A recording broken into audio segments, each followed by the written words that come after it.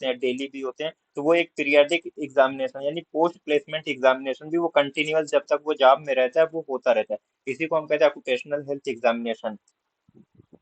इसमें जो है प्री प्लेसमेंट एग्जामिनेशन मतलब ये कि जब उसकी जॉब लग रही है, ज्वाइनिंग से जस्ट पहले उसका एक पूरा हेल्थ एग्जामिनेशन होता है, वो एक हेल्थ सर्टिफिकेट लेके आएगा। टाइमिंग क्या है, at the time of employment, यानी जब उसकी जॉब लग रही होती है, जब उसको एम्प्लॉयमेंट मिल रही होती है। अब इसमें क्या उसकी वर्कर पूरी उस वर्कर की पूरी हिस्ट्री, पुरानी हिस्ट्री, पास्ट हिस्ट्री भी ली जाती है, प्रेजेंट हिस्ट्री भी ली जाती है, मेडिकल हिस्ट्री है, फैमिली हिस्ट्री, यानी फैमिली में कोई डिसऑर्डर तो नहीं है ना, पहले से वो कहीं पे काम कर रहा था, अगर वो काम कर रहा था उसने वहां क्यों छोड़ा, कोई डिजीज तो नहीं थी, इस तमाम चीजों की उसकी हिस्ट्री ली जाती है। बाद में फिजिकल एग्जामिनेशन और दूसरे जो एग्जामिनेशन होने चाहिए जो वहाँ के रूटीन नॉर्म में लिखे हुए हैं, वो तमाम एग्जामिनेशन कराए जाते हैं। कब? बिफोर ज्वाइनिंग, है ना, at the time of employment, यानी अभी एम्प्लॉयमेंट उसकी शुरू नहीं है उससे पहले ही उसको ये प्री प्लेसमेंट एग्जामिनेशन से गुजरना पड़ता है। अब इसका मकसद क्या है, मेन पर्पज क्या है इसका, to place the right man in right job. अब इसके बारे में मैंने एक एग्जांपल दिया था कि भाई अगर नाइट ब्लाइंडनेस का आदमी है तो उससे हम ट्रेन नहीं चलवाएंगे, पता चला लाल और हरे में वो पहचान ही ना पाए, तो जो जिस लायक है उसको वैसी ही जॉब दी जाए, ये इसका सबसे बड़ा मोटो होता है, सबसे बड़ा पर्पज है प्री प्लेसमेंट एग्जामिनेशन का। और ये जो right man in the right job है इसी को एर्गोनॉमिक्स भी कहते हैं ना, so that workers can perform a duties efficiently without detriment to his health. Ergonomics का भी यही मैं एर्गोनॉमिक्स की जब आप डेफिनेशन पढ़ेंगे तो the right person to right job, मतलब जिसको जो जॉब जिसमें वो फिट बैठ रहा है उसको वही जॉब दी जाए, ना कि उसे जबरदस्ती कोई दूसरा काम दिया जाए। इसी को हम कहते हैं एर्गोनॉमिक्स, है ना। और यही जो प्री प्लेसमेंट एग्जामिनेशन है ये इसका मेन पर्पज भी होता है। अब अगर प्री प्लेसमेंट एग्जामिनेशन मान लीजिए कहीं कोई फैक्ट्री है, डाई की फैक्ट्री है या लेड की इंडस्ट्री है, वहां पे काम कर रहे हैं, तो प्री प्लेसमेंट एग्जामिनेशन हम करते हैं, हम देखते हैं कि इसके अंदर अभी कोई भी ऐसी फंक्शनल डिटोरिएशन नहीं है, मतलब इसकी बॉडी जो है वो फुल्ली फिट है। और हम उसका फिर बाद में जब एग्जामिनेशन कराते हैं तो हम देखते हैं उसको बेस लाइन से। अब ये प्री प्लेसमेंट एग्जामिनेशन का ये बेस लाइन है।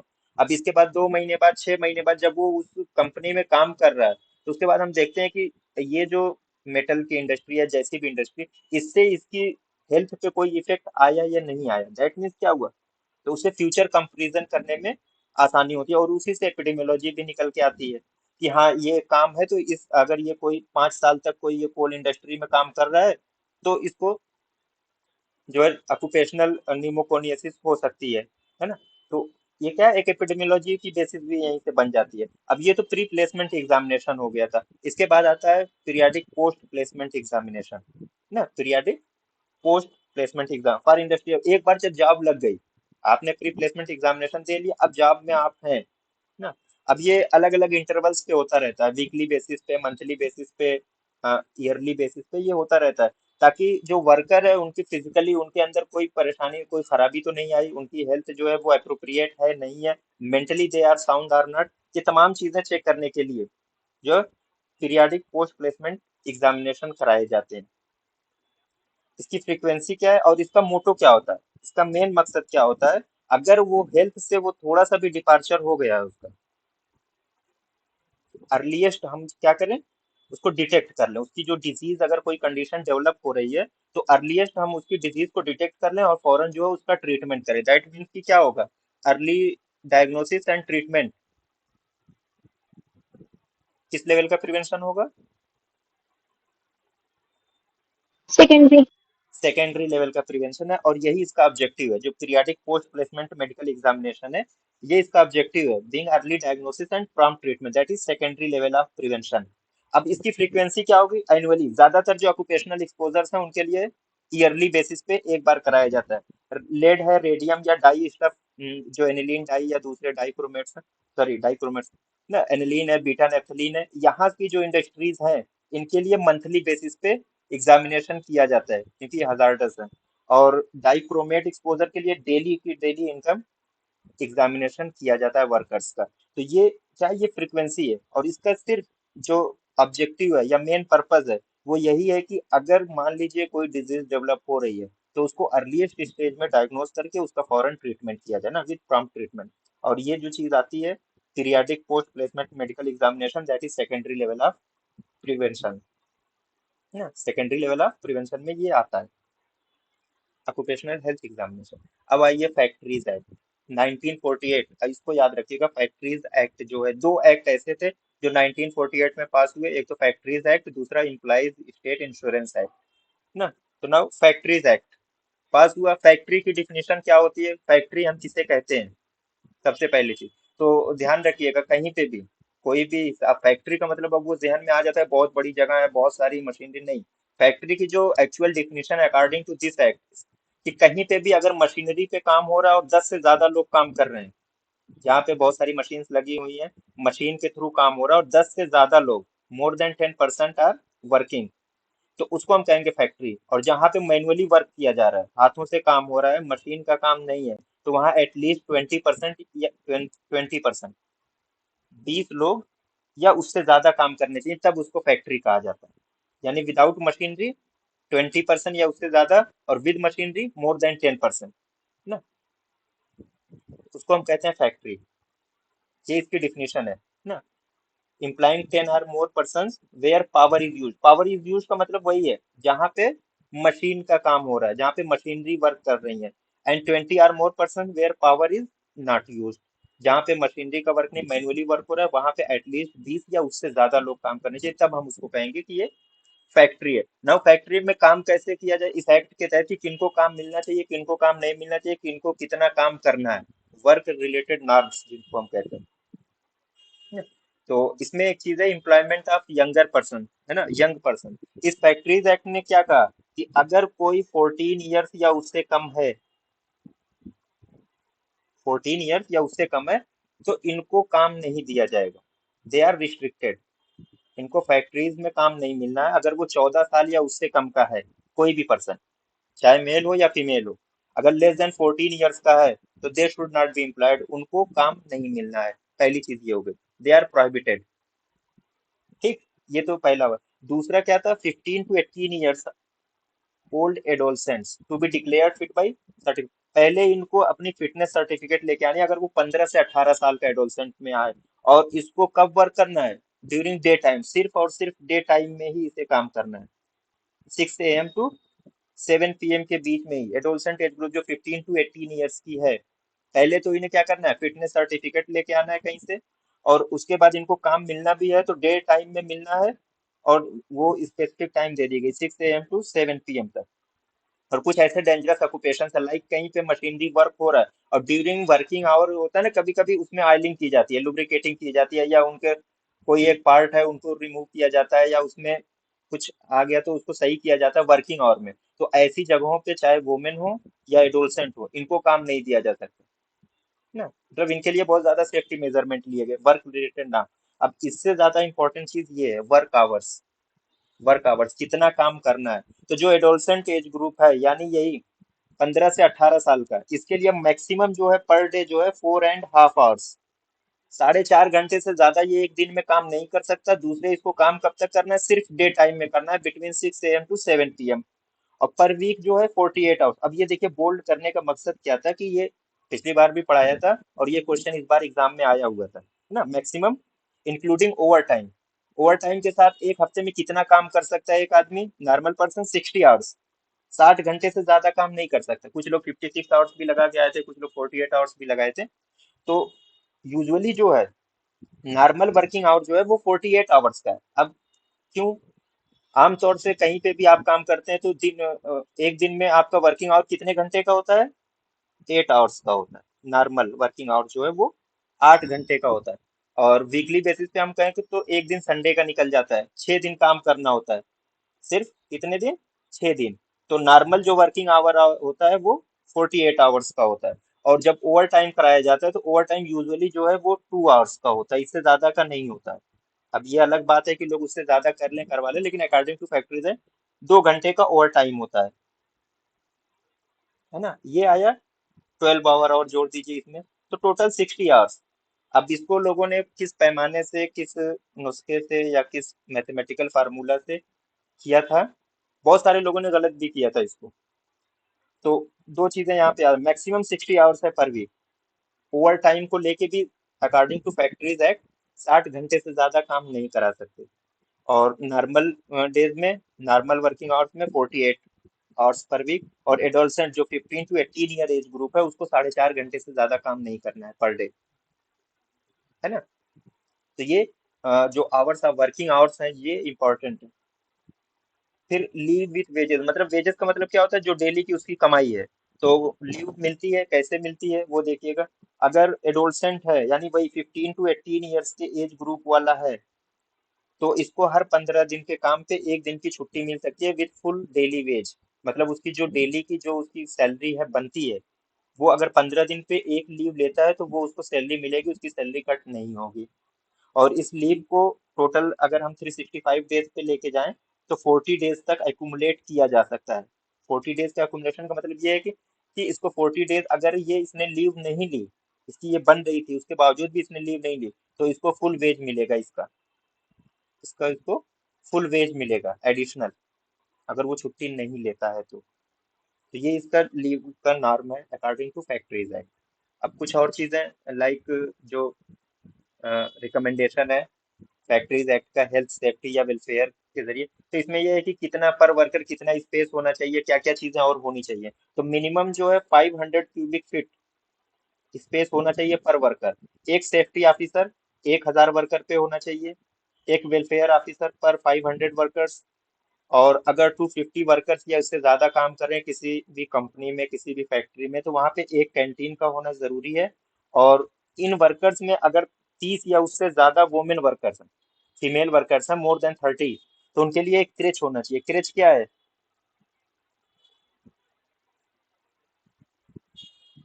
किसी को आइडिया है व्हाट इज क्रेच? नहीं। तो यस सर, वो नर्सरी टाइप का बच्चों का कुछ। हाँ, जिसमें जैसे मान लीजिए अब ये वुमेन वर्कर्स हैं, मे भी इनके बच्चे होंगे छोटे छोटे, और ये लेके आ रही हूँ, तो साथ में रख के काम तो करना नहीं है, तो कुछ इस तरीके की वहां पे वो चीजें बनाई जाती हैं, लाइक जैसे नर्सरी स्कूल्स होते हैं ना, प्ले स्कूल्स, जिन पर बच्चों को छोड़ दिया जाता है, ऐसे ही सच यहाँ पे भी ये चीज बनाई जाती है जहाँ पे बच्चों को छोड़ देते हैं ये वर्किंग आवर्स में, फिर शाम को लेके चले जाते हैं, इसी को कहा जाता है क्रेच। देखिएगा, सर्च करिएगा, इसकी एग्जैक्ट डेफिनेशन मिलेगी। तो ये है कि 30 से ज्यादा अगर फीमेल वर्कर्स हैं तो उनके लिए क्रेच का होना भी जरूरी है। ये रिकमेंडेशन है according to factories act. Working space कितना होना चाहिए per worker, 500 cubic feet. Safety officer 1,000 worker पे, वेलफेयर ऑफिसर 500 वर्कर पे, ये जरूरी याद होना चाहिए।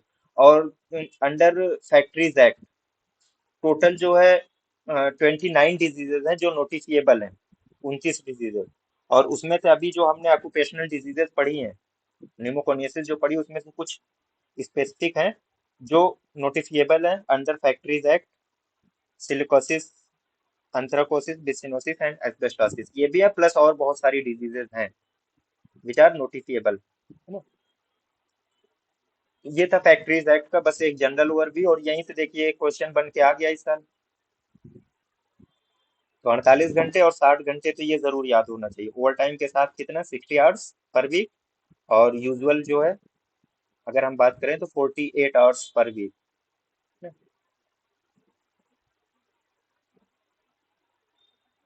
अब आइए इम्प्लाइज स्टेट इंश्योरेंस एक्ट। जो इंश्योरेंस से रिलेटेड, जब कहीं पे कोई इम्प्लाई मतलब काम करने जाता है किसी फैक्ट्री में, तो उनका एक इंश्योरेंस भी होता है कि अगर मान लीजिए during working hour, working period में उनके साथ कोई हादसा हुआ, कोई कैजुअलिटी हुई, तो फर्दर जो उनके या तो अगर ऐसा है कि हो सकता है उसके इलाज के लिए चाहिए, तो भी यहीं से उसको फंडिंग हो जाती है।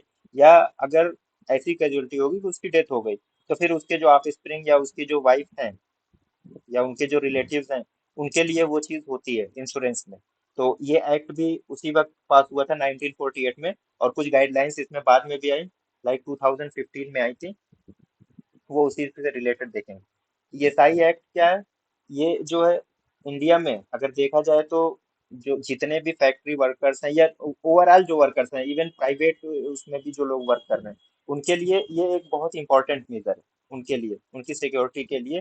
ताकि अगर उनको ड्यूरिंग वर्किंग आवर्स कुछ भी हो रहा है तो एटलीस्ट उनके लिए एक अलग से मीडियम है, सोर्स है। ईएसआई एक्ट का स्कोप क्या था, ये किन किन फैक्ट्रीज को कवर करता है, सिर्फ माइंस को, डिफेंस को और रेलवेज को ये कवर नहीं करता है। तो जितनी फैक्ट्रीज है उनको याद नहीं करना है, किनको कवर नहीं कर रहा है वो याद कर लीजिए, बाकी सब आ जाएंगी उसमें। तो किसको एक्सक्लूड कर रहा है, माइनिंग का वर्क जहाँ पे हो रहा है, डिफेंस में और रेलवेज में, यहाँ पे ईएसआई एक्ट काम नहीं करता, यहाँ पे इनका खुद का एक्ट है। यहाँ पे इनका खुद का पर्सनल एक्ट है, लाइक रेलवेज एक्ट है, डिफेंस से रिलेटेड एक्ट्स होते हैं, है ना, और माइन से रिलेटेड ये अलग एक्ट है। तो इनको छोड़ के बाकी हर जगह ये ईएसआई एक्ट जो है वो हर चीज को कवर करता है, तमाम फैक्ट्रीज को। तो अब बहुत सारी फैक्ट्रीज हैं, सबको मत याद रखिए, एक्सक्लूजन वाला याद रख लीजिए, माइंस को, डिफेंस को और रेलवेज को ये एक्सक्लूड करता है, इसको कवर नहीं करता है। अभी किस पे अप्लाई होता है ये एक्ट जो है, किन लोगों पे अप्लाई होता है? तो जितनी भी नॉन सीजनल फैक्ट्रीज हैं, मतलब थ्रू आउट द ईयर जो काम कर रही हैं फैक्ट्रीज, कुछ फैक्ट्रीज ऐसी हैं जो सीजनल होती हैं, 2-3 महीने काम किया फिर पूरे साल बंद रहेगी, उन पे ये लागू नहीं होगा। नॉन सीजनल मतलब थ्रू आउट द ईयर जो फैक्ट्रीज रन करती हैं, जिनमें 10 से ज्यादा लोग काम कर रहे हैं, इम्प्लाइंग 10 or more पर्सन, 10 से ज्यादा लोग वहां पे वर्क कर रहे हैं, है ना, और उनको डेली की सैलरी, डेली बेसिस पे सैलरी मिल रही है। अब देखिए किसको कवरेज है फिर, शॉप को भी, होटल्स को भी, एंड रेस्टोरेंट्स को, सिनेमाज, थिएटर्स, है ना, रोड मोटर ट्रांसपोर्ट सब में। और अब जो है ये मेडिकल इंस्टीट्यूशंस को भी ये कवर करते हैं कुछ स्टेट्स में। पहले मेडिकल इंस्टीट्यूशन वो जो कवर नहीं थे, लेकिन अंडर द न्यू गाइडलाइन अब ये मेडिकल इंस्टीट्यूशन भी इसमें कवर हो जा रहे हैं ईएसआई एक्ट में। और मेडिकल इंस्टीट्यूशन के लिए ये है कि लाइक वो प्राइवेट, स्पेशली जो है वो प्राइवेट मेडिकल इंस्टीट्यूशन जो है, और एटलीस्ट उसमें 20 या उससे ज्यादा, मोर देन 20% जो है वहां पे वर्क कर रहे हैं, ये मेडिकल के लिए है। ओवरऑल जो फैक्ट्रीज की जब हम बात करते हैं तो 10 से ज्यादा लोग हैं, सिर्फ और सिर्फ क्या मेडिकल कॉलेजेस या जहाँ पे मेडिकल ट्रेनिंग फैसिलिटीज हो है, जहाँ पे 20 से ज्यादा लोग काम करेंगे, तो वहां पे ईएसआई एक्ट जो है वो लागू होगा, और तमाम स्टेट में ये, ओवरऑल जो इंडिया में लगभग लगभग हर एक स्टेट में ये ईएसआई एक्ट लागू है, कुछ स्टेट्स को छोड़ के। कौन कौन से हैं? मणिपुर में ये नहीं चलता, सिक्किम में नहीं है, अरुणाचल प्रदेश में नहीं, मिजोरम, ये स्टेट है, and union territories of Delhi and Chandigarh, यहाँ पे भी ये लागू नहीं है, ईएसआई एक्ट इसको कवर नहीं करता है इन जगहों पर। तो अब किसको कवर कर रहा है, किन एम्प्लॉइज को? Getting income up to 21,000 per month, ना, 21,000 पर मंथ की इनकम है जिनकी एम्प्लॉयज की, सबको ये जो एक्ट है, एम्प्लॉयज स्टेट इंश्योरेंस एक्ट, ये इनको कवर करता है। ठीक। अब इसमें सिर्फ कहानी है एक तरीके से, बस उसको देखते रहिए। एडमिनिस्ट्रेशन कौन है इसका, एडमिनिस्ट्रेटर कौन है? चेयरमैन ईएसआई कारपोरेशन का union minister of labour, union minister of labour is the chairman of ESI corporation. ठीक। अब इसका फाइनेंसिंग कैसे होती है, इस इंश्योरेंस में किसका कितना पार्ट होता है? जो इम्प्लायर है, मतलब जिसने जॉब दी है, जो फाइनल बॉस है आपको ना, it contributes 4.75% of total wage bill. That means कि अगर 100 रुपए की किसी की सैलरी है, तो उसमें से जो उसका इंश्योरेंस का जो पार्ट बनेगा, उसमें से 4.75% वो जो देगा इम्प्लायर देगा, जिसका कारखाना, जिसकी फैक्ट्री है। इम्प्लाई का कंट्रीब्यूशन कितना है जो काम कर रहा है? 1.75%। और अगर कोई 100 रुपए से कम कमा रहा है डेली बेसिस पे, तो उनके लिए ये जो इम्प्लाई का कंट्रीब्यूशन है ये एग्जेम्प्टेड है, उनको नहीं देना पड़ेगा, उनको नहीं भरना पड़ेगा। जो कुछ भी भरेगा वो इम्प्लायर भरेगा, और जो स्टेट है यानी स्टेट गवर्नमेंट और सेंट्रल गवर्नमेंट वो पे करेगी, है ना। 100 रुपए से ज्यादा की अर्निंग वाले को 1.75% उसकी अर्निंग से भी वो कटना है। और स्टेट एंड सेंट्रल गवर्नमेंट, अब ये क्या मेडिकल एक्सपेंडिचर किस कैसे ये शेयर करते हैं, यानी स्टेट जो है 1 पार्ट, स्टेट 1 पार्ट, और सेंट्रल गवर्नमेंट ये 7 पार्ट, जो भी खर्च आएगा ये देंगे। एक हिस्सा स्टेट गवर्नमेंट का रहेगा, 7 हिस्सा जो है वो सेंट्रल गवर्नमेंट का रहेगा इस फाइनेंसिंग में। कुछ चीजें और, एम्प्लॉयर्स को क्या क्या बेनिफिट हो सकता है, जो काम कर रहे हैं उनको क्या क्या बेनिफिट है। मेडिकल बेनिफिट में फुल मेडिकल केयर इनको, कुछ भी कोई भी परेशानी हो रही है ड्यूरिंग उसकी जॉब पीरियड, 20 साल 25 साल में कभी भी उसे कोई हेल्थ रिलेटेड इशू आ रहा है, तो उसको फुली जो, क्योंकि इस इंश्योरेंस में देखिए सब कुछ है ना, तो उसको पूरा केयर मिलेगा। चाहे कहीं पे भी पूरे हिंदुस्तान में कहीं पे भी इलाज हो, वो फ्री में उसका इलाज होगा, वो उसके इंश्योरेंस से पैसा जाएगा। सिकनेस बेनिफिट, अगर बीमार है तो उसको बेनिफिट सब किस तरीके से मिल रहा है, जो काम करने के नतीजे में, अगर मान लीजिए वो घर पे बैठ गया, है ना, तो 365 दिन, 1 ईयर, वहां पे उसको 70% of the average daily wage मिलेगा 91 डेज के लिए। अगर मान लीजिए उसको ऐसी बीमारी हो गई जिसमें वो काम छूट गया उसका, लेकिन अभी वो इम्प्लॉयड है वहां पे, तो 365 डेज में यानी एक साल में उसको 91 दिन के लिए 91 डेज के लिए उसको 70% उसका एवरेज डेली वेज जो बनता है वो मिलेगा। यानी 100 रुपए अगर उसकी डेली वेज है, डेली की तनख्वाह है उसकी, तो उसका 70 रुपया पर डे के हिसाब से 91 डेज तक उसको मिलना है। अब एक चीज है एक्सटेंडेड सिकनेस बेनिफिट, है ना। कुछ डिजीजेस हैं, लाइक 34 डिजीज इसमें आती हैं जिनमें एक्सटेंडेड सिकनेस बेनिफिट भी मिलता है, 2 साल तक के लिए मिलता है। उसमें 80% वेजेस उसे कंटिन्यू 2 ईयर्स तक मिलता है। और एक थर्ड है इनहेंस सिकनेस बेनिफिट। अब ये अलग से एक चीज लागू की गई थी, जिसमें क्या है कि अगर मान लीजिए कोई वर्कर है ना, वेजेक्टमी उसकी हुई, फैमिली प्लानिंग से रिलेटेड वेजेक्टमी उसकी हो गई, तो उसको फुल डेली वेज मिलेगा up to 7 days in case of vasectomy, और ट्यूबेक्टमी के केस में 14 डेज तक फुल डेली वेज उसे मिलना है। ये इनहेंस सिकनेस बेनिफिट था। मैटरनिटी बेनिफिट में क्या क्या आएगा? मैटरनिटी बेनिफिट में ना फुल एवरेज डेली वेज मिलेगा for duration up to 26 week, यानी करीब करीब 4 महीने की बात कर लीजिए, sorry 6 month, up to 6 month, 6 महीने तक कंफाइनमेंट है अगर वो मैटरनिटी लीव ले रही है ड्यू टू कन, तो उसको जो है 6 मंथ तक फुल डेली वेज मिलेगा।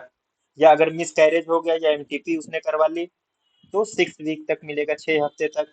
और प्रेगनेंसी की वजह से या प्रीमेच्योर बर्थ की वजह से या कंफाइनमेंट की वजह से कोई दूसरी सिकनेस कोई और बीमारी आ गई, तो उसके लिए उसे 1 महीने तक अप टू 4 वीक्स तक उसे उसका जो डेली का वेज बनता है वो मिलेगा, कोई भी केस हो। इस तरीके से इनको फुल डेली वेज मिलता है, मैटरनिटी बेनिफिट में आता है।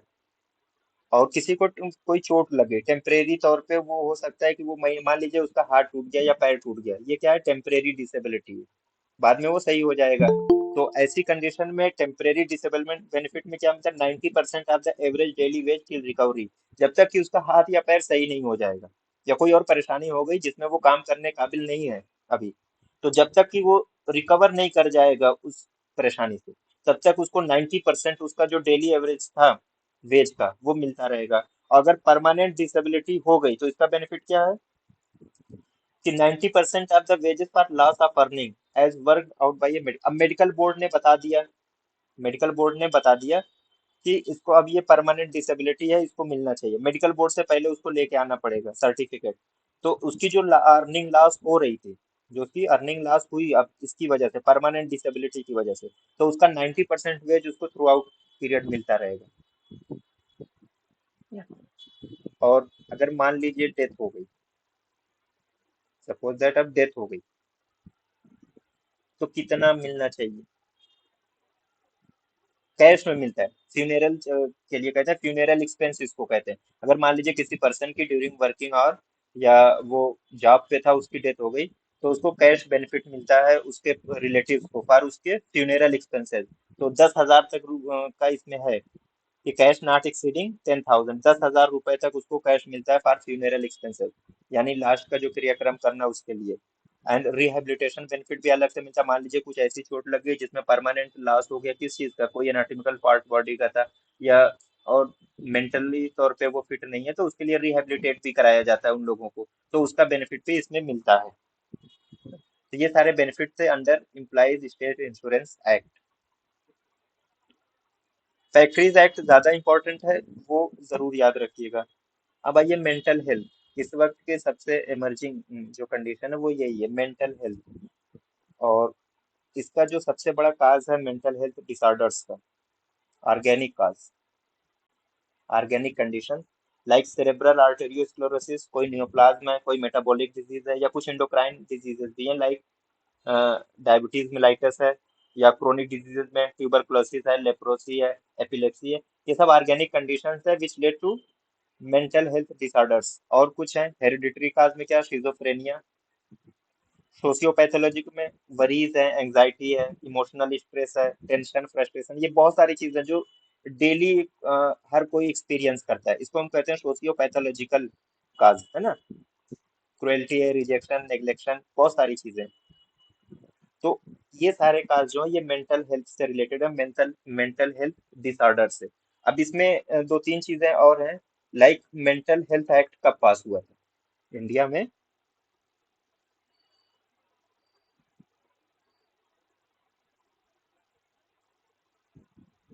कब पास हुआ था मेंटल हेल्थ एक्ट? 1987 में पास हुआ था, चला था, बहुत दिनों तक चला। अब इसको रिपील कर दिया गया।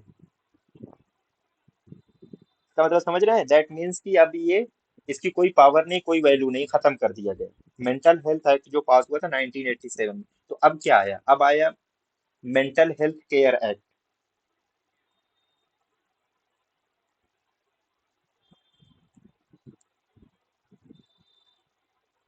सिर्फ एक चीज बढ़ गई इसमें, care. Mental health care act अब आया। और ये जो एक्ट पास हुआ था ये 2017 में, 2017 में ये पास हुआ। फोर्स में मतलब एग्जिस्टेंस में कब है, लागू कब हुआ, केम इनटू फोर्स?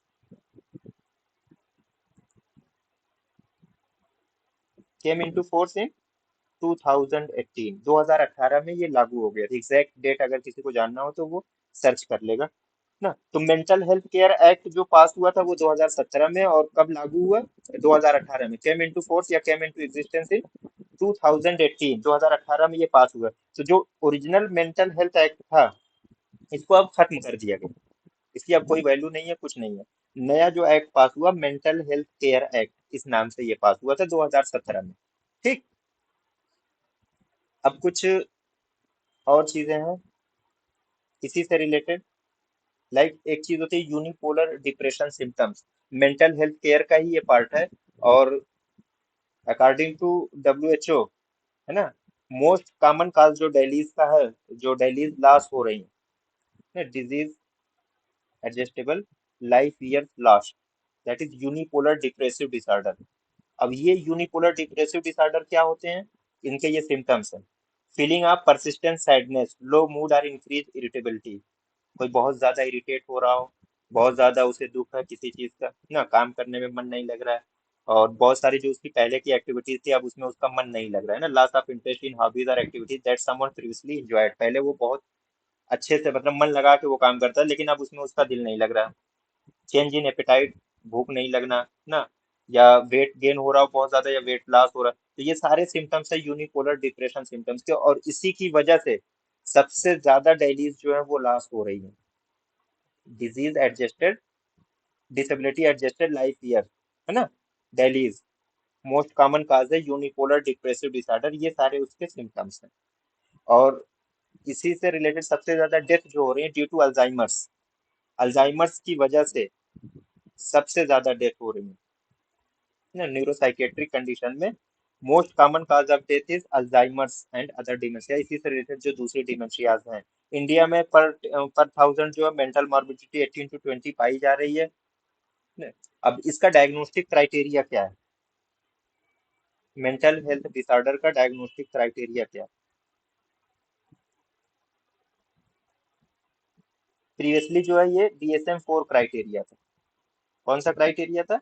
DSM-4। लेकिन अब थोड़ा सा और अच्छा आया है, DSM-5 क्राइटेरिया।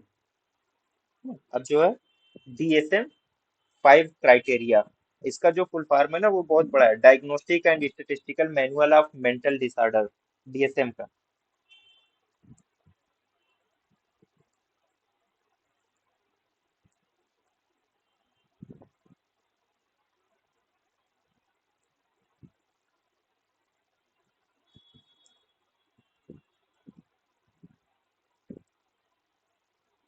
इसमें बहुत सारे पॉइंट्स दिए हुए हैं, उसी के अकॉर्डिंग जो हमें डायग्नोज करना होता है।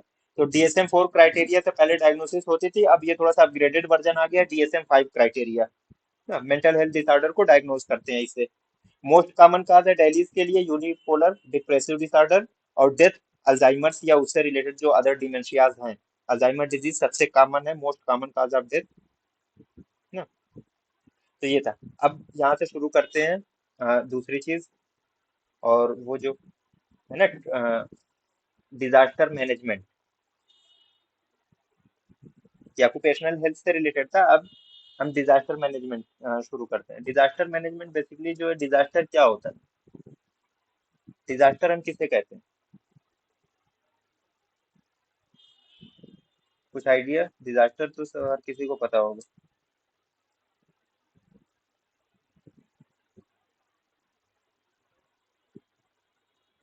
कोई भी ऐसी कंडीशन जिसमें मास लेवल पे अगर बहुत ज्यादा डैमेज हो रहा है, मास लेवल पे कोई भी ऐसी कंडीशन जिसमें मास लेवल पे डैमेज हो रहा है, इकोलॉजी डिस्टरबेंस हो रहा है, बहुत ज्यादा लोगों की कैजुअलिटी हो रही है, मतलब लॉस ऑफ ह्यूमन लाइफ, या क्या हेल्थ प्रॉब्लम क्रिएट हो रही है बहुत ज्यादा, जहाँ पे जो लोकल अथॉरिटीज है वो उसको कंट्रोल ना कर पाए, बाहर से उन्हें हेल्प के लिए बुलाना पड़े लोगों को, है ना?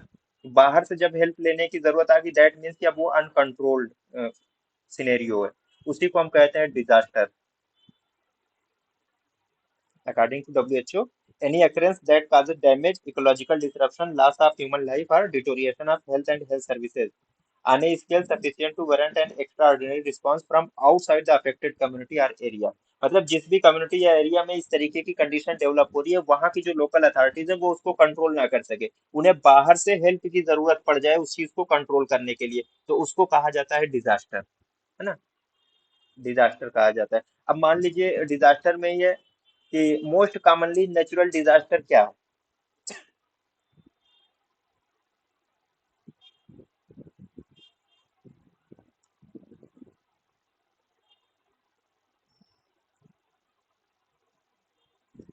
नेचुरल डिजास्टर की बात करिए तो most commonly naturally occurring disaster क्या हो सकता है?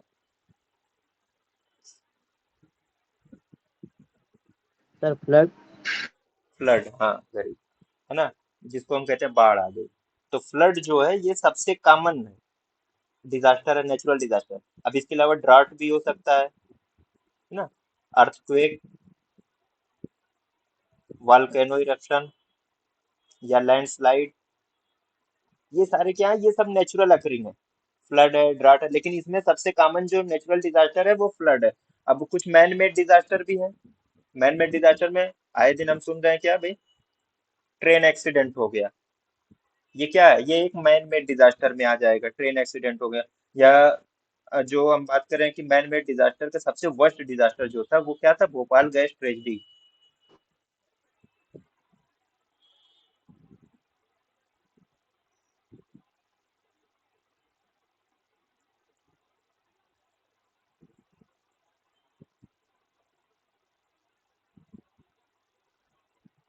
कब हुई थी ये? भोपाल गैस ट्रेजेडी 19 1984 में, है ना? 1984। 1984 में 2 से 3 दिसंबर की वो रात थी। 1984, 1984 में, दिस इसको कहा जाता है कि this is the worst man made disaster. इसके अलावा चेर्नोबाइल गैस का भी एक वो चला था, वो भी एक डिजास्टर था। लेकिन सबसे वर्स्ट मैन मेड डिजास्टर क्या, भोपाल गैस ट्रेजेडी है। इसके अलावा कहीं पे भी एक्सीडेंट हो रहा है, लाइक रेलवे एक्सीडेंट हो रहे हैं या कुछ भी इस तरीके का है जहाँ पे नेचुरली अकरिंग नहीं हो रहा है, बल्कि वहां पे कहीं ना कहीं ह्यूमन का इंटरफेयर हो रहा है, तो वो हो जाता है मैन मेड डिजास्टर, है ना? तो ये सारी चीजें हैं। अब डिजास्टर की बात आ गई, तो डिजास्टर में सबसे कॉमनली अकरिंग क्या है, फ्लड है। तो कहीं पे भी अगर मान लीजिए फ्लड आ गया, बाढ़ आ गई, तो बाढ़ आने के बाद क्या क्या कंडीशन जो है वो और फर्दर डेवलप, बाढ़ तो आ गई मान लीजिए, उसमें जाहिर सी बात है लोग इन्वॉल्व होंगे, बहुत सारे लोगों का घर चला जाएगा, कुछ लोग बाढ़ के साथ ही बह जाएंगे पानी में, है ना? अब मान लीजिए जो सरवाइव कर गए उस इलाके में यानी पोस्ट डिजास्टर फेज जो हम कहते हैं, पोस्ट डिजास्टर फेज, तो क्या क्या अब परेशानियां डेवलप होंगी वहां पे। तो पोस्ट डिजास्टर फेज में जो सबसे कॉमनली रिपोर्टेड डिजीज है, यानी डिजास्टर आया चला गया, फ्लड आई, बाढ़ आई, उसके बाद बाढ़ चली गई, उसके बाद कौन सी डिजीज सबसे कॉमनली वहां की लोकेलिटी में, वहां के एरिया में डेवलप होती है?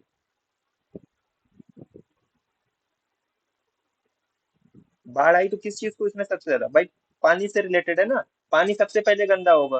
तो जो सबसे कॉमनली इससे तो रिपोर्टेड डिजीज है, गैस्ट्रोइंटराइटिस, ना most commonly reported disease in post disaster phase is gastroenteritis. तो इसके लिए ये कहा जाता है कि अगर मान लीजिए कि डिजास्टर कहीं पे आ गया, तो उसके बाद हमें सबसे डिजीज प्रिवेंशन के लिए क्या करना चाहिए सबसे पहले? अब देखिए डिजास्टर में हम ना इसी का सप्लाइंग एग्जांपल सेफ वाटर। हाँ, सेफ वाटर की सप्लाई सबसे ज्यादा जरूरी है। गैस्ट्रोएंटराइटिस हो रहा है, सेफ वाटर की सप्लाई ये सबसे प्रैक्टिकल और इफेक्टिव स्ट्रेटजी है डिजीज को प्रिवेंट करने के लिए और कंट्रोल करने के लिए in post disaster phase. Supplying safe drinking water and proper disposal of excreta, ये सबसे पहले काम होना चाहिए डिजास्टर के बाद। अच्छा ठीक है, डिजास्टर हो गया। वाटर बॉडीज जो हैं, वाटर बॉडीज है तो उनको हम क्या करेंगे, सेफ वाटर सप्लाई के लिए क्लोरीनेशन करते हैं ना। क्या करते हैं, क्लोरीनेशन करते हैं उसको ना, chlorination of all water bodies.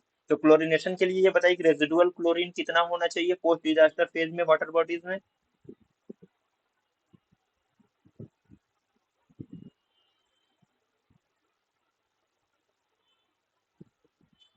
तो यार तीन तरीके से हमने रेजिडुअल क्लोरीन के बारे में पढ़ा था ना। रूटीन क्लोरीनेशन होता है तो उसमें रेजिडुअल क्लोरीन कितना होना चाहिए, 0.5 ppm, यही तो। पोस्ट डिजास्टर फेज में 0.7 या उससे ज्यादा होनी चाहिए। और स्विमिंग पूल्स में मोर देन 1 होना चाहिए, या एक से ज्यादा होना चाहिए residual chlorine. Level of residual chlorine to be maintain in all water bodies post disaster phase में more than 0.7 milligram per litre, या इसी को हम कहते हैं पार्ट्स पर मिलियन में भी कहते हैं। पोस्ट डिजास्टर फेज में रूटीन क्लोरीनेशन में 0.5 याद रखिएगा, और स्विमिंग पूल्स में 1। कांटेक्ट पीरियड कितना होना चाहिए क्लोरीनेशन के लिए, 1 आवर। सब भूल गए लोग ना, 1 घंटे होता है कांटेक्ट पीरियड किसी भी रेजिडुअल 1 आवर। क्लोरीन, कितना भी हो, लेकिन 1 घंटे का कांटेक्ट पीरियड जो है ये कांस्टेंट रहेगा हर चीज के लिए।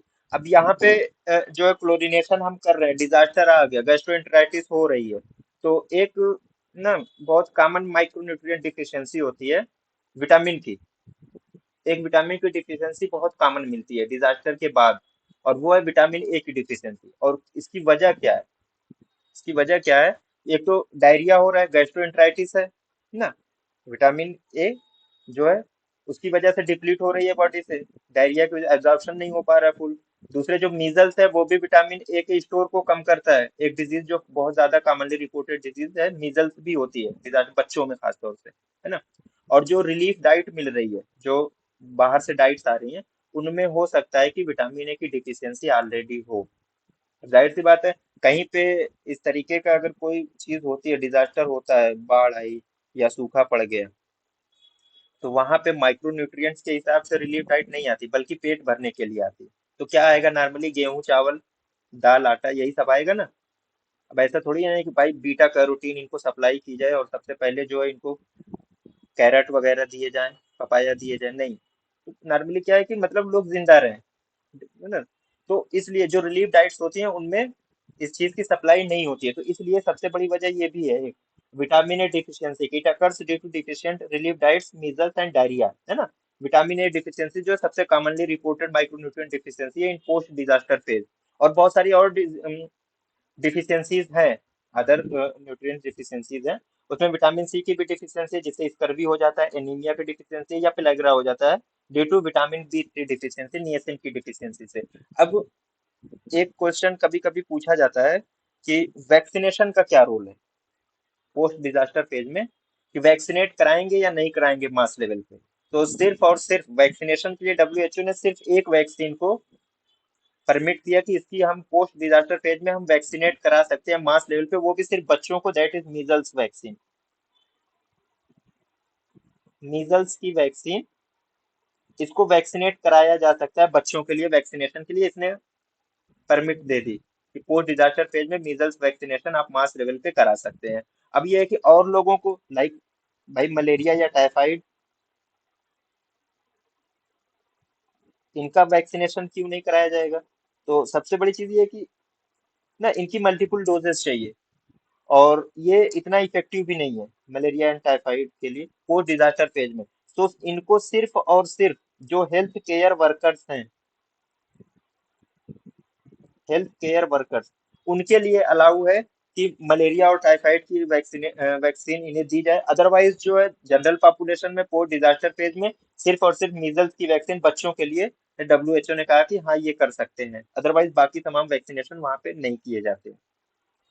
ठीक, ये डिजास्टर मैनेजमेंट था। अब डिजास्टर कहीं पे आया तो उसकी कुछ साइकिल्स भी हैं, कैसे हम काम करते हैं, कैसे किया जाएगा। ना। तो फर्स्ट चीज आते हैं disaster impact and response. Impact का मतलब क्या, असर। डिजास्टर आया तो उसका क्या असर हुआ और उससे किस तरीके का रिस्पॉन्स किया जाएगा। ये सारी चीजें एक कैटेगरी के अंडर में आती हैं।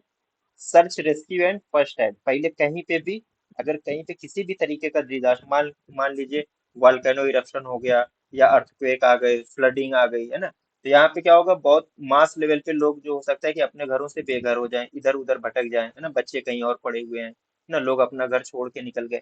तो सबसे पहले क्या करना है, सर्च करना है, उनको बचाना है। Then give first aid, first aid देना, ये क्या रिस्पॉन्स है। फिर फील्ड केयर, मान लीजिए थोड़ा सा ज्यादा जख्मी है, उनको क्या करना है, वहीं पे उनका अटेंशन देनी है, उनको थोड़ा बहुत अटेंड करना है ताकि उनको फर्स्ट एड वहीं पे मिल जाए। फर्दर जो है हो सकता है कि वो एम्बुलेटरी पेशेंट हो, वो वर्क करने लगे। ट्रायज आता है। ट्रायज का मतलब क्या होता है, क्विकली एट द फील्ड, जहाँ पे डिजास्टर हुआ है वहीं पे लोगों को हम जो डेड है उनसे अलग कर सकें, डेड पर्सन से, और जो वुंडेड पर्सन है उनको दोनों को अलग अलग करना, that is called as triage, है ना।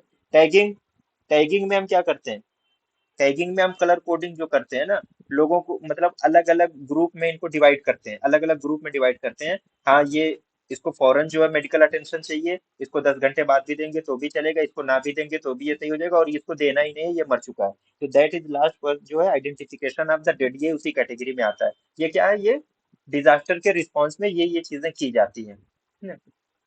अब डिजास्टर के कंटेनमेंट एक चीज आती है, डिजास्टर कंटेनमेंट यानी मेडिकल रिलीफ, यानी हेल्थ एंड मेडिकल रिलीफ किस तरीके से देंगे कहीं पे डिजास्टर आया तो इसके टोटल जो है 3 फेज होते हैं।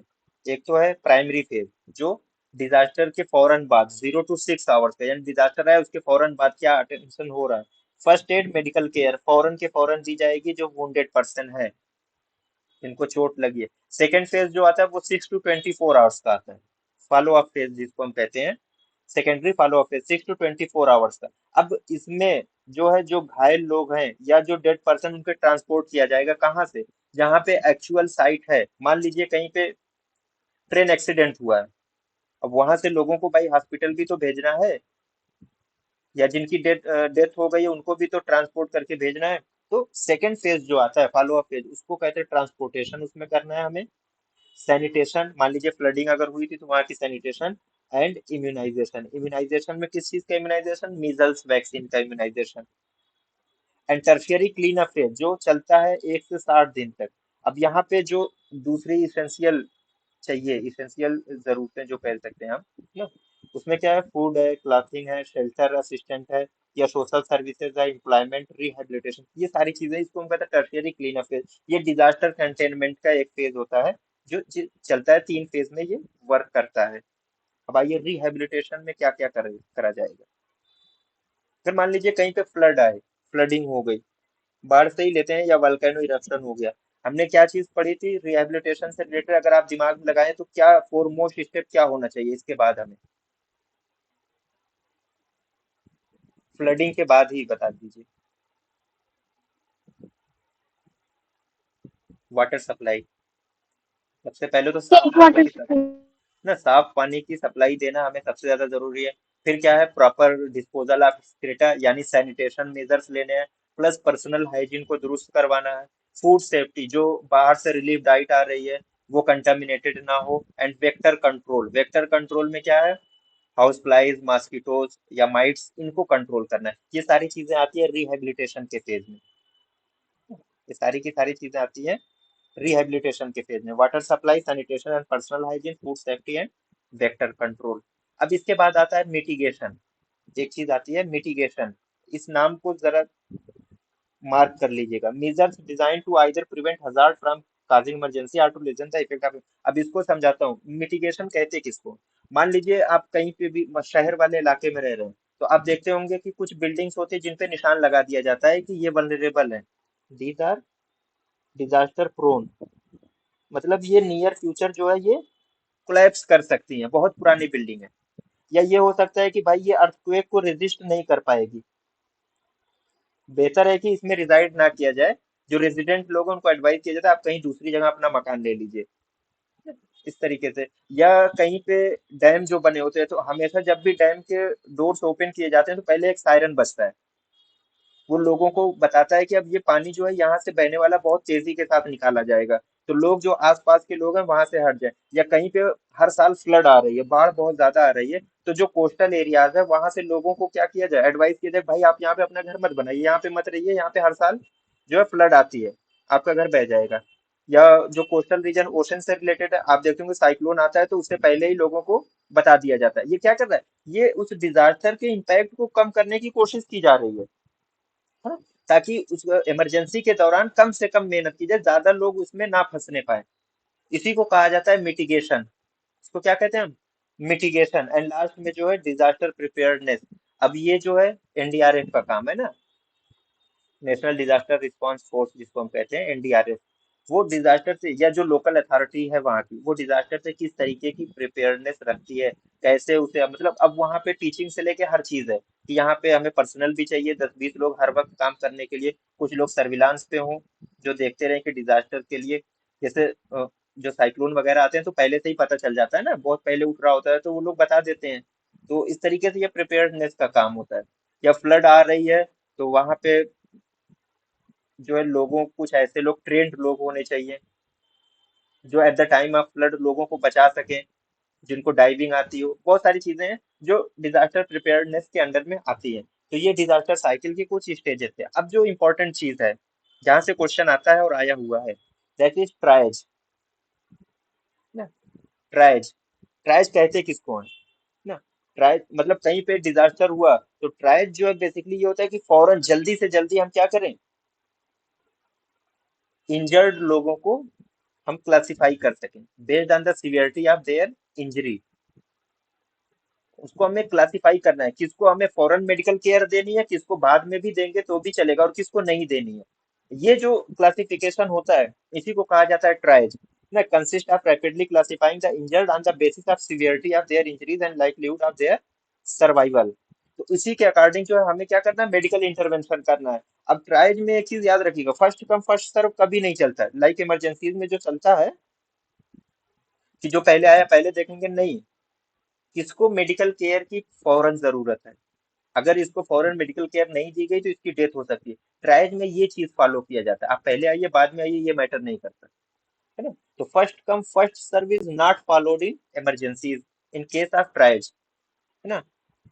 और ट्रायज के लिए दूसरी चीज ये है कि triage yields best result when carried out at the site of disaster.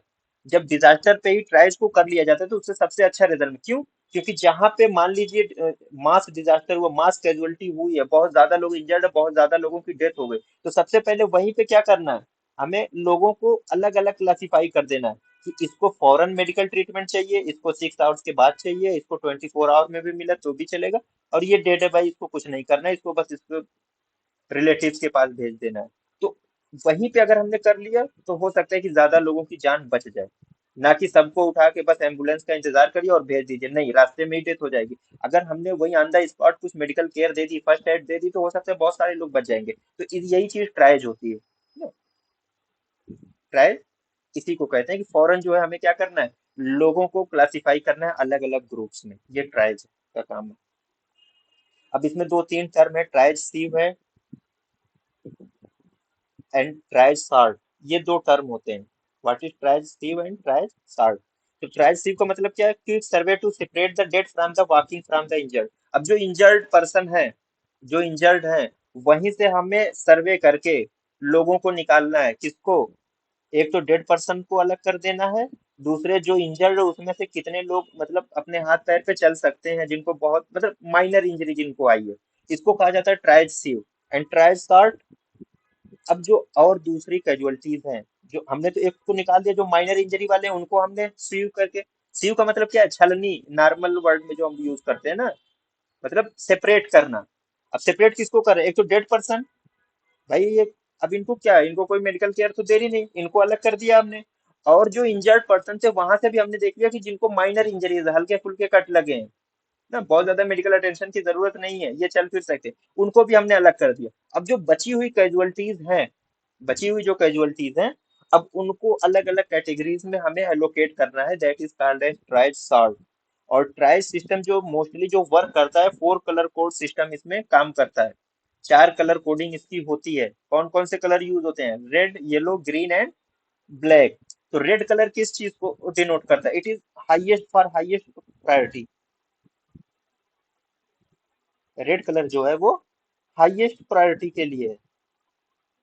अब हाईएस्ट प्रायोरिटी का मतलब क्या है? इमीडिएट इसको फर्स्ट एड की जरूरत है, मेडिकल अटेंशन इसको फौरन चाहिए ना। तो हाईएस्ट प्रायोरिटी में इमीडिएट मेडिकल केयर चाहिए। मेडिकल केयर में क्या क्या हो सकता है? एक तो रिससिटेट करना है इसे।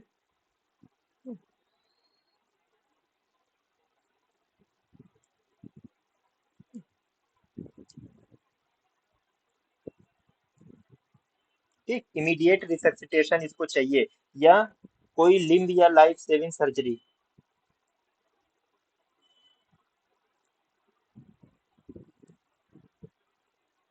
कितनी देर में? With in 6 hours. 6 घंटे के अंदर अंदर इनको इमीडिएट रिसक्सिटेशन या लाइफ या लिम्ब सेविंग सर्जरी की जरूरत पड़ेगी। हाईएस्ट प्रायोरिटी ग्रुप में आता है रेड कलर। सेकंड है yellow colour, high priority. Highest से अब आ गए हम हाई प्रायोरिटी पे। हाई प्रायोरिटी दैट मीन्स कि अब यही जो है, इसको जो जरूरत पड़नी है सब चीजें सेम है। इमीडिएट की जगह पॉसिबल लगा दीजिए बस। पॉसिबल रिसक्सिटेशन की जरूरत या लाइफ या लिम्ब सेविंग सर्जरी की जरूरत कब तक पड़ेगी? 24 घंटे के अंदर, है ना। इन नेक्स्ट 24 आवर्स, अगले 24 घंटे में हो सकता है कि कोई लाइफ सेविंग सर्जरी की जरूरत पड़ जाए या इसको रिसक्सिटेट करने की जरूरत पड़ जाए। तो ये क्या हाई प्रायोरिटी ग्रुप है, येलो ग्रुप। थर्ड है ग्रीन, लो प्रायोरिटी। इनको बहुत ज्यादा भाव नहीं दिया जाएगा, they are low priority group. चलते फिरते बनो। एंड बेसिकली जो है, इनको माइनर इलनेस रहती है, बहुत छोटी मोटी चोट लगी हुई होती है ना, माइनर इंजरी है। And they are ambulatory patient.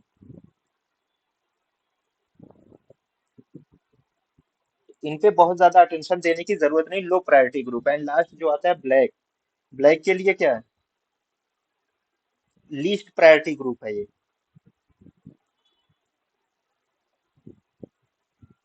Least priority that means कि इसमें कौन से लोग आएंगे? डेड, या एक टर्म और यूज करते हैं, मोरिबंड पर्सन। मोरिबंड पेशेंट का मतलब ये ऐसे पेशेंट हैं जिन पे अगर हम रिसक्टेट भी कर दें तो इनको नहीं बचाया जा सकता, नियर फ्यूचर में इनकी डेथ होनी ही होनी है, लाजमी है। तो ये लीस्ट प्रायोरिटी ग्रुप होता है। और ये जो ट्रायज वाला सिस्टम है, ये कहाँ पे किया जा रहा है? At the site of disaster. At the site of disaster, जहाँ पे कैजुअलिटी हुई है वहीं पे फौरन जो है इस तरीके से कर दिया जाता है। तो अब मान लीजिए एम्बुलेंस आई, तो सबसे पहले किसको भेजा जाएगा कलर कोडिंग के हिसाब से? ब्लैक को नहीं भेजेंगे ना, इसको भेजेंगे। इस रेड वाले को सबसे पहले भेजेंगे। ब्लैक और ग्रीन को तो छोड़ दीजिए, इनको तो कोई पूछेगा भी नहीं। तो इसी तरीके से यहाँ पे काम किया जाता है ट्रायज पे। ट्रायज की टाइप कौन सी होती है? दो तरीके का ट्रायज बेसिकली होता है। अब थोड़ा सा ट्रायज देख लीजिएगा। टाइप्स ऑफ ट्रायज, दो तरीके का ट्रायज होता है, एक तो सिंपल ट्रायज होता है, दूसरा रैपिड ट्रायज। सिंपल ट्रायज क्या है? जैसे मास कैजुअलिटी कहीं पे हो रही, वहीं पे जब हम ट्रायज करते हैं तो वहीं पे, तो उसको सिंपल ट्रायज करते हैं। इसमें क्या किया जाता है ना, in order to sort patients into those who need critical attention and immediate transport to the hospital and those with less serious। that means कि भाई कलर कोडिंग जो हमने कर दी वो हो गया, वो सिंपल ट्रायज का काम होता है ना। हमने क्या किया, लोगों को अलग अलग कैटेगराइज कर दिया, किनको हमें फौरन हॉस्पिटल भेजना है, किनको बाद में भेजना है। ये सिंपल ट्रायज है। अब ये क्या है, और इसको करना क्या कब है सिंपल ट्रायज को? Before transportation becomes. That means कि ट्रांसपोर्टेशन के लिए क्या, एम्बुलेंस या दूसरी गाड़ियां जो आ जाए उससे पहले ही हमें ये काम करके रख देना है कि जैसे ही एम्बुलेंस आएगी फौरन इनको भर के भेज देना है ना। तो ये काम कब करना है? Before transportation services becomes available, है ना। अब कैसे करेंगे? वही कलर कोडिंग या कलर फ्लैगिंग की वजह से ट्रायज में जो करते हैं नॉर्मली, कलर कोड से हम बता देंगे कि भैया वो रेड वाला है, उधर गाड़ी लगाओ, उधर से भर के लेके जाना है पहले, है ना। तो ये कलर कोडिंग पहले ही कर दी गई, वो आएंगे लेके चले जाएंगे। Simple triage. Now rapid triage में एक टेक्निक होती है जिसको हम कहते हैं स्टार्ट। स्टार्ट में पहले दो वर्ड याद रखिएगा, सिंपल ट्रायज, ST, ए से एंड देन रैपिड ट्रीटमेंट। अब यहाँ पे थोड़ा सा और मॉडिफिकेशन कर दिया गया। कि ट्रायज के साथ साथ वहीं पे at the scene of casualty थोड़ा सा ट्रीट भी कर दिया जाए। A simple triage system that can be performed by lightly trained lay and emergency personnel in emergencies।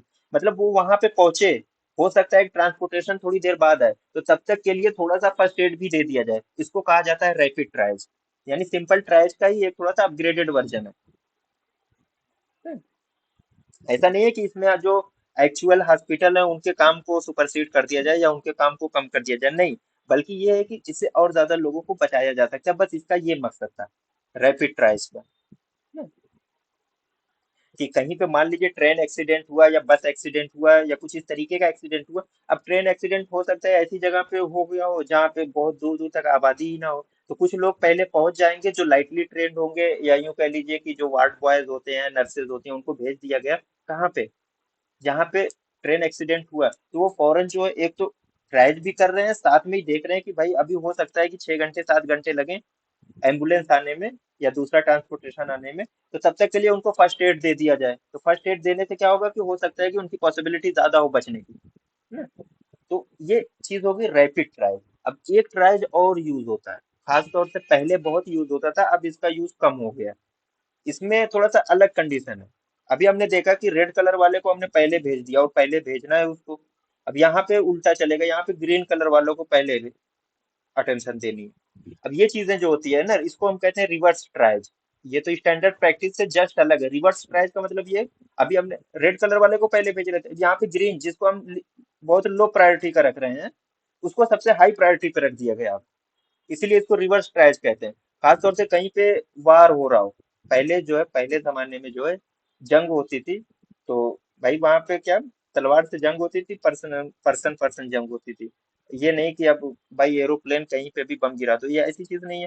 पहले होता था तो, और शाम होते होते फिर जंग रुक भी जाती थी, फिर अगले दिन शुरू होती थी। तो ऐसी कंडीशन में क्या होता था, जो सोल्जर्स जो बहुत ज्यादा वुंडेड होते थे और जो कम वुंडेड होते थे, इनको अगले दिन फिर आदमी चाहिए। भाई जंग का मैदान एक फिक्स होता है, ऐसा नहीं कहीं पे भी जंग शुरू हो जाए। तो हो सकता है कि आने में देर हो और इन्हें कल को फिर जंग के लिए आदमी चाहिए, तो ये उसमें से देखते थे जो इनके जख्मी सोल्जर्स होते थे, वुंडेड होते थे, कौन सबसे कम वुंडेड है, उसको पहले फर्स्ट एड दी जाती थी, ताकि कल को ये फिर से मैदानी जंग में उतर सके ना। और जो बहुत ज्यादा जख्मी है उनको सबसे लास्ट में रखते थे कि ठीक है देख लेंगे आपको, वरना उसको मरने के लिए छोड़ दिया जाता था। ये पहले जो है जंग का उसूल होता था ना। इसी को रिवर्स ट्रायज में रखते हैं। या फिर ऐसा भी हो सकता है कि रिसोर्सेज बहुत कम अवेलेबल हो हमारे पास, और यह है कि मेडिकल एड बाद में आने में बहुत टाइम लग सकता है, तो बजाय हम जिसको 6 घंटे में जरूरत, हमें पता है कि 6 घंटे में हमें मेडिकल एड नहीं मिल पाएगा, एम्बुलेंस हमारे तक नहीं पहुंच सकती, तो ऐसी कंडीशन में हमें क्या करना है, अब जो लो प्रायोरिटी वाले हैं ना, उनको बचा लिया जाए, ज्यादा बेहतर है। यानी येलो कलर वाले को और ग्रीन कलर वाले को फिर यहाँ पे प्रायोरिटी दे दी जाती है इन कंपैरिजन टू रेड, है ना? इसको कहा जाता है reverse triage. There are conditions where sometimes the less wounded are treated in preference to the more severely wounded। इसको हम रिवर ट्रायल में इसलिए नाम दे दिए कि हमें अगले दिन इसकी जरूरत है। तो खास तौर से वार में ये चीजें बहुत देखी जाती थी। और अभी अगर रिसोर्सेज बहुत कम है, कहीं ऐसी जगह पे फंसे हुए हैं, लाइक मान लीजिए सियाचिन के ग्लेशियर में फंसे हुए हैं, हमें पता है कि अब 3 दिन लग जाएगा यहाँ पे फर्स्ट एड आने में, तो जो कम जख्मी है पहले उसको ट्रीट किया जाएगा, ताकि अगले दिन वो फिर से ऑन ड्यूटी हो जाए। तो इसको कहा जाता है रिवर्स ट्रायल। एंड एक चीज है, national institute for disaster management, NIDM, ये कब स्टेब्लिश हुआ था, 1995 में, under Indian institute of public administration. इसका जो हेड होता है यूनियन होम मिनिस्टर, इसका हेड होता है। मिनिस्ट्री इंचार्ज क्या, मिनिस्ट्री ऑफ होम अफेयर्स। तो हेड यूनियन होम मिनिस्टर है, तो प्रेजेंट दौर में होम मिनिस्टर कौन कौन इसका हेड होगा, NIDM का। कम से कम थोड़ा बहुत जनरल नॉलेज भी होनी चाहिए। यूनियन होम अमित मिनिस्टर अभी शाह। कौन, अमित शाह है ना। अमित शाह ही इसके हेड है।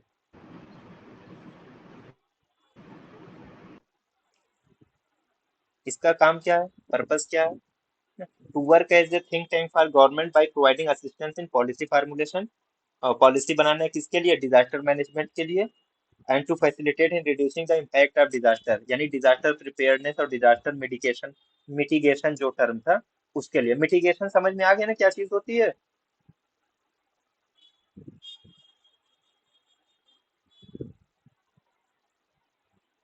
बताइए मिटिगेशन।